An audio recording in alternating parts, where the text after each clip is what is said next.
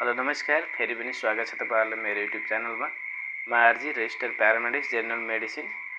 आज यो भिडियोमा मैले तपाईहरुलाई भिटामिन ई कै फाइदाहरु, भिटामिन ई कै बेनिफिटहरुलाई यो भिडियोमा जोड्न चाहन्छु, जुन कि मैले यसको बारेमा भिटामिन ई कै इम्पोर्टेन्ट फाइदाहरु अघिल्लो भिडियोमा जानकारी गराइसकेको थिए, जुन तपाईहरुले हेर्नु भयो होला।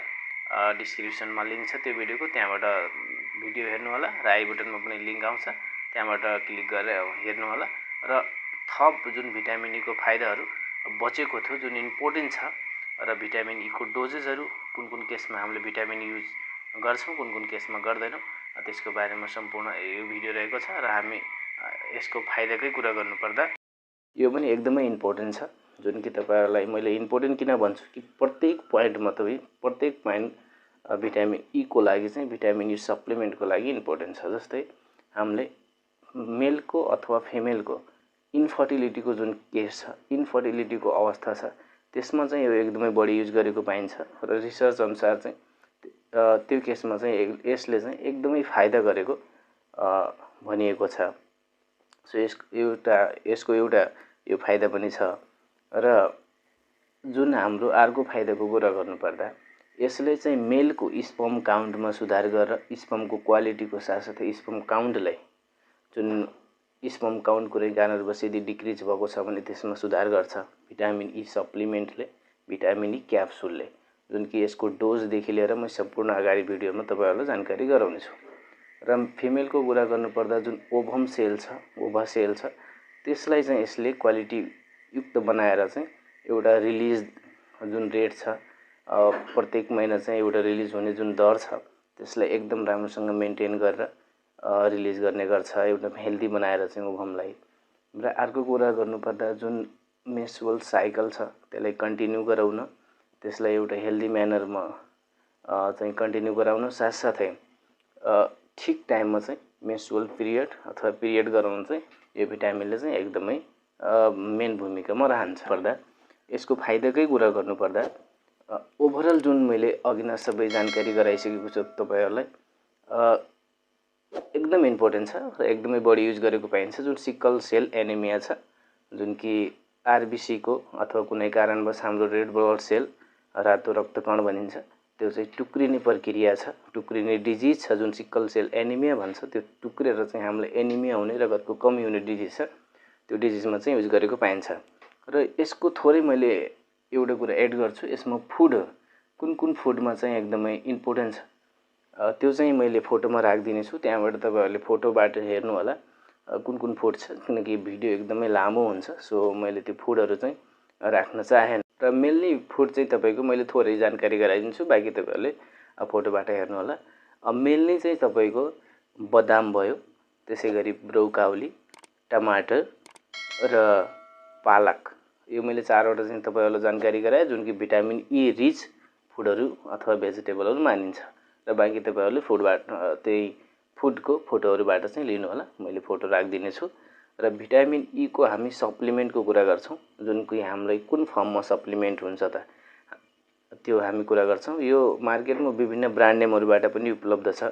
जस्तै तपाईहरु ब्रान्ड नेमको कुरा गर्नुपर्दा इभा नामबाट आउँछ, इभियो नामबाट आउँछ, टोकोफर नामबाट आउँछ, जुन कि यसको डोज चाहिँ तपाईको normally 200, 200 MG, 400 MG, 600 MG, 800 MG पनि आउँछ।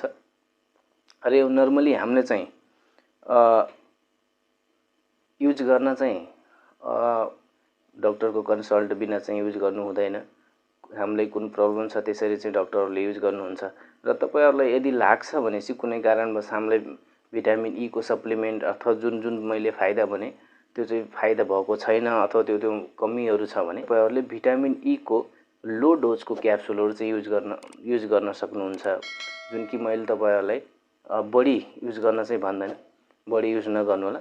तर तपाईहरुले यदि युजै गर्नुहुन्छ भने डाक्टरको सल्लाह बमोजिम, र हैन तपाईहरुलाई यस्ता कुनै प्रब्लमहरु सिन भएको छ भने तपाईहरु चाहिँ भिटामिन ई को क्याप्सुल लो डोजमा एकदमै जुन 200 अथवा 200 र 400 एमजी को छ, त्यो चाहिँ तपाईले 1 महिनादेखि 2 महिनाको मात्रै युज गर्नु होला।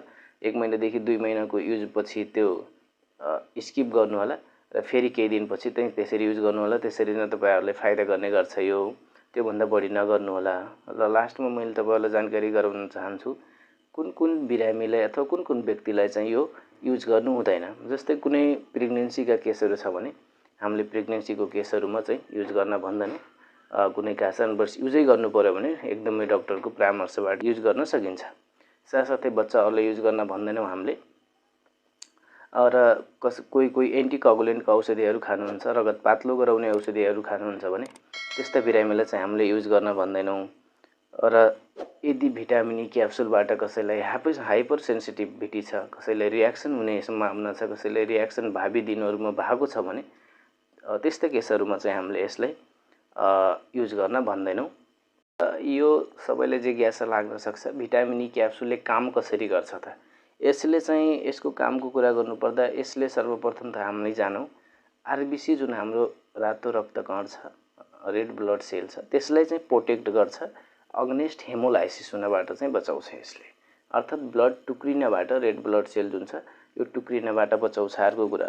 र यो फ्री रेडिकलको विरुद्ध मैले सुरुमै तपाईहरुलाई कुरा गराए हाम्रो शरीरमा हाम्रो सेललाई फ्री रेडिकलले ड्यामेज गर्छ। त्यसरी चाहिँ फ्री रेडिकलको अग्नेस्टमा काम गरेर हाम्रो सेलहरुलाई चाहिँ सुरक्षित राख्छ।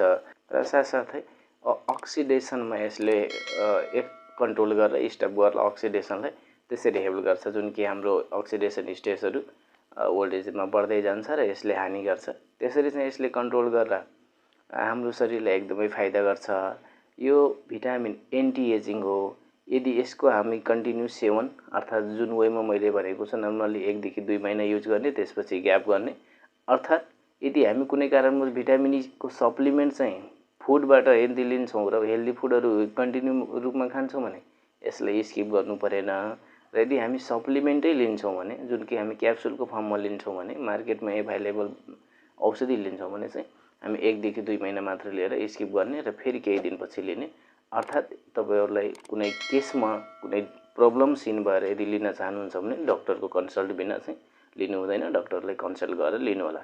मलाई लाग्छ भिटामिन ई को बारेमा मैले सम्पूर्ण जानकारी यो भिडियोमा गराइसकेको छु। यसलाई तपाईहरुले लाइक गर्नु होला। यदि भिडियो मन पर्यो भने केही गुनासोहरु छ भने कमेन्टमा छोड्दिनु होला। म टाइम मिल्यो भने यसले पक्कै पनि हेर्ने छु। र च्यानलमा नयाँ हुनुहुन्छ भने मैले फेरि पनि भने च्यानललाई सब्स्क्राइब गर्नु होला।